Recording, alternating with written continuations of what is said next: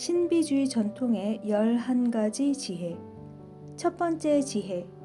세상 모든 것은 정신의 표현이다. 정신은 시간과 공간, 원인, 물질, 에너지를 생성시키는 존재의 상태다. 무한하고 구속받지 않은 정신은 우리가 경험하는 우주 전체를 포함한다. 정신 밖에 있는 것은 없다.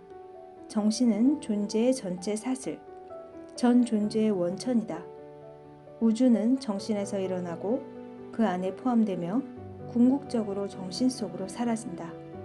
이것이 첫 번째 지혜이며 우리에게 비국소적 영역을 분명히 설명해 준다. 두 번째 지혜, 부분 속에 전체가 포함되어 있다.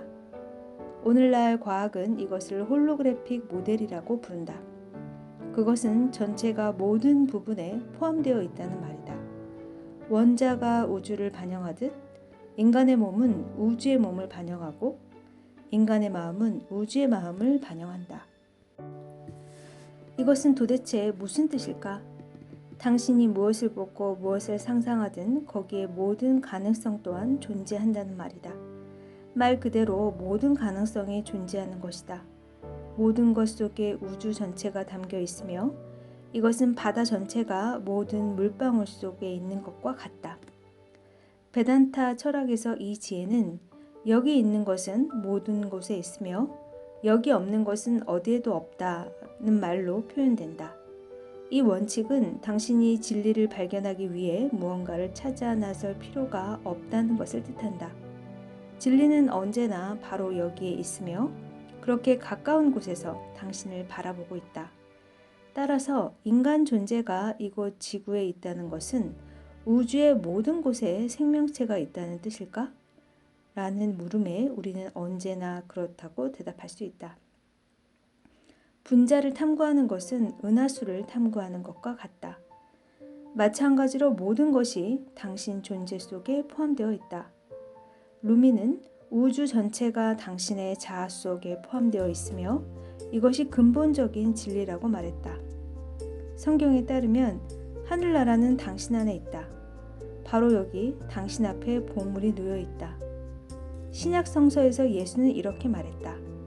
구하라 그러면 얻을 것이요 두드리라 그러면 열릴 것이다. 찾으라 그러면 발견할 것이다. 우리의 교육 체계는 더 많은 정보를 축적하는 것에 토대를 두고 있다. 하지만 정보를 모으면 모을수록 우리는 더 혼란스러워지고 본래 갖고 있는 지혜를 점점 더 잃어버릴 뿐이다. 그러므로 자기 자신에게 진리를 물으라. 당신 존재의 문을 두드리라. 그것이 바로 직관, 창조성, 통찰력, 예언적인 능력으로 가는 길이다. 위대한 성인이 눈앞에 보이는 풍경이 아니라 보는 사람의 초점을 맞추는 이유가 거기에 있다. 보는 사람이 비국소적 자아다. 세 번째 지혜. 의식은 파동으로 존재한다. 모든 것이 파동이며 의식은 다양한 주파수를 지닌 파동으로 이루어져 있다. 또한 그 의식이 우주의 모든 형태와 현상을 일으킨다고 신비주의 철학은 설명한다. 인간 존재는 의식적인 에너지장이며 우주의 다른 것들과 조화를 이루며 존재한다. 당신이 주변 세계를 바꾸고 싶다면 자신의 파동이 가진 성격을 바꾸기만 하면 된다. 자신의 파동을 바꾸면 당신 주변에 있는 파동의 성격도 바뀐다. 당신이 삶에서 만나는 상황과 사건과 관계들은 당신의 의식 상태를 반영한다. 세상은 거울이다. 비국소적 자아에 닻을 내리고 있다면 당신은 세상 전체를 이용할 수 있다. 네 번째 지혜, 모든 것은 변화한다. 이것만이 유일하게 변치 않는 진실이다. 모든 것은 일시적이다. 어떤 것에 집착하는 것은 호흡을 멈추는 것과 같다. 오랫동안 호흡을 멈춘다면 당신은 질식할 것이다. 궁극적으로 물질적인 우주에서 어떤 것을 얻는 유일한 방법은 그것을 놓아주고 집착하지 않는 것이다. 이것은 매우 미묘한 방법이다. 이 지혜는 결과가 아니라 과정에 초점을 맞출 때 최선의 결과가 성취된다는 것을 뜻한다. 결과에 초점을 맞추면 불안과 스트레스가 생기고 그런 상태에서는 우리가 원하는 것을 이룰 수 없다. 모든 게 변한다는 사실만이 유일하게 변치 않는다는 말은 우리가 언제나 미지의 영역에서 살고 있음을 뜻한다. 우리가 알고 있는 것은 모든 것은 이미 과거의 일이라는 것이다. 따라서 우리가 과거에 대해서 분명히 말할 수 있는 것은 그것이 더 이상 여기 없다는 것뿐이다. 우리가 알고 있는 것은 과거라는 감옥에 갇혀 있는 것이다. 아직 알지 못하는 것은 언제나 신선하고 무한한 가능성을 갖고 있다. 선 스승들, 동양의 무도인들, 위대한 영적 스승들은 언제나 우리에게 흐름을 따르라고 충고한다. 흐름은 변화의 장이다. 변하지 않는 것은 부패하고 죽는다. 변화는 우주의 춤이고 리듬이다. 일관된 의도를 갖되 변화의 몸을 맡기고 결과에 초연해지라. 이것이 소망을 성취하는 원리이며 동시성 운명으로 가는 길이다. 5번째 지혜, 모든 것은 반대의 짝이 있다. 경험이나 태도, 사물 등 모든 것이 자신과 반대되는 것을 포함하고 있다. 사실 당신이 지금 갖고 있는 것이 좋은 것이든 나쁜 것이든 그것은 자신의 짝을 가지고 있다. 예를 들어 당신이 아무리 심한 우울증에 빠져 있더라도 그것에 반대되는 것, 곧 기쁨과 고마움을 찾아서 주의를 집중한다면 당신의 의식 속에서 그런 마음이 커지는 것을 느낄 것이다. 마음속에서 절망감을 몰아내고 행복에 주의를 집중하면 실제로 새로운 느낌이 생겨난다. 마찬가지로 당신이 말할 수 없는 환희를 느끼게 된다면 그것에 반대되는 슬픔이 옆에서 걸어가고 있다는 것을 자각하라. 이 원칙, 즉 모든 창조물이 반대되는 것을 함께 갖고 있다는 원칙을 염두에 둔다면 당신은 언제든 반대편의 눈길을 돌려 자신이 원하는 어떤 경험도 할 수 있다. 6번째 지혜, 모든 것에는 리듬이 있다. 생명의 순환은 다음과 같은 고전적인 방식으로 펼쳐진다.